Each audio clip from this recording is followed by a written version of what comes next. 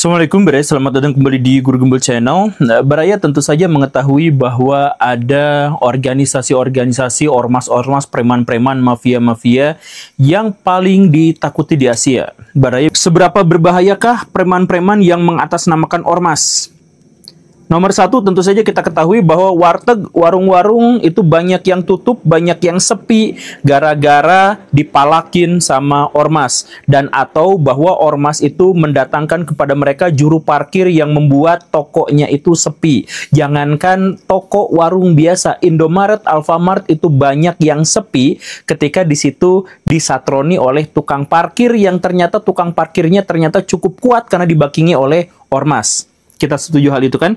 Kemudian kita juga mengetahui bahwa kontraktor-kontraktor di Indonesia itu salah satu yang menyebabkan mereka harus korupsi adalah karena ketika mereka memulai kontraknya itu, mereka akan didatangi oleh ormas-ormas, minta jatah, ngakunya sebagai orang pribumi, orang daerah, dan karena itu setiap ada pembangunan apapun maka ormas-ormas di situ terlibat setidaknya untuk minta pungli. Dan karena ada pungli di situ, maka kontraktor terpaksa korupsi. Dan akhirnya apa? Jalan atau jembatan itu menjadi lebih mahal dan atau ketahanannya lebih berkurang gara-gara korupsi itu. Ya gitu kan? Kita sepakati. Kemudian masalah berikutnya, bisa menyebut Yakuza atau triad di Cina dan lain sebagainya. Tapi tahukah Baraya bahwa ada media di Jepang yang namanya adalah Rocket 24 itu sampai menyebut bahwa selain Yakuza dan Triad, ada organisasi preman paling berbahaya di Asia, yaitu Laskar Bali. Jadi, saya mohon maaf ya, jadi ormas di Bali itu dianggap sebagai salah satu mafia atau gangster atau preman yang paling menakutkan se-Asia. Disejajarkan dengan Yakuza dan Triad gitu. Apa tuduhan yang diberikan kepada Laskar Bali itu? Satu, mengepalai semua gangster-gangster di Bali. Itu klaimnya. Yang kedua, itu mereka melakukan pungli dan pemalakan ekstrim terhadap perusahaan-perusahaan. Ya, semua hal yang berhubungan dengan kegiatan ekonomi di Bali, itu semuanya dipalakin sama mereka. Itu tuduhan yang kedua. Kemudian yang ketiga itu adalah banyak melakukan tindakan-tindakan kriminal. Tetapi tindakan kriminal itu kemudian tidak diatasnamakan mereka. Karena setiap anggota mereka melakukan tindakan kriminal, maka jalur langsung tiba-tiba diputus gitu. Dan bahkan ada sebuah buku namanya Snowing in Bali itu sampai menyebut bahwa Laskar Bali itu terlibat dalam kasus-kasus kriminal yang lebih besar lagi. Misalkan peredaran narkoba, senjata ilegal, senjata api, dan mungkin juga masalah-masalah pembunuhan. Apakah tuduhan itu benar? Ya tentu saja orang yang dituduhnya, pihak yang dituduh yaitu Laskar Bali dalam hal ini menolak untuk menyebut itu. Tetapi mengabaikan sama sekali laporan dari sebuah media juga itu tentu saja sesuatu yang ceroboh. Jadi ini sebenarnya benar atau enggak ya?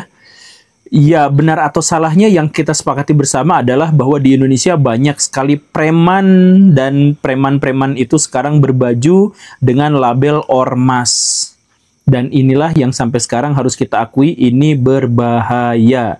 Indonesia sekarang OTW menuju Venezuela. Indonesia sekarang OTW menuju Meksiko atau Panama.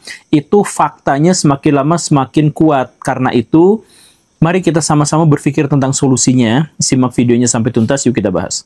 Ekstra keras, karena akan disatroni oleh ormas yang minta duit, minta THR. Iya kan? Saya punya teman punya toko dan setiap bulan Ramadan dia malah buka lebih lama. Karena apa? Karena untuk mengejar keuntungan yang harus dibagi dengan THR-nya para ormas itu. Itu juga masalah di Indonesia. Dan yang saya sebutkan itu sebenarnya adalah urusan-urusan yang menyangkut masyarakat kecil. Faktanya adalah masyarakat kelas menengah dan masyarakat kelas atas itu sama-sama menjadi korban bagi ormas, preman-preman yang berbaju yang oleh negara sudah dilegalkan. Sekarang Baraya harus ketahui bahwa kemarin-kemarin itu sebuah laporan mengejutkan datang.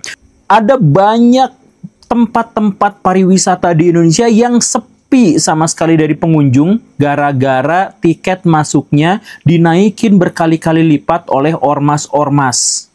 Dan itu juga kita mengetahuinya. Kemarin ada beberapa tempat wisata di Indonesia yang akhirnya sekarang sepi.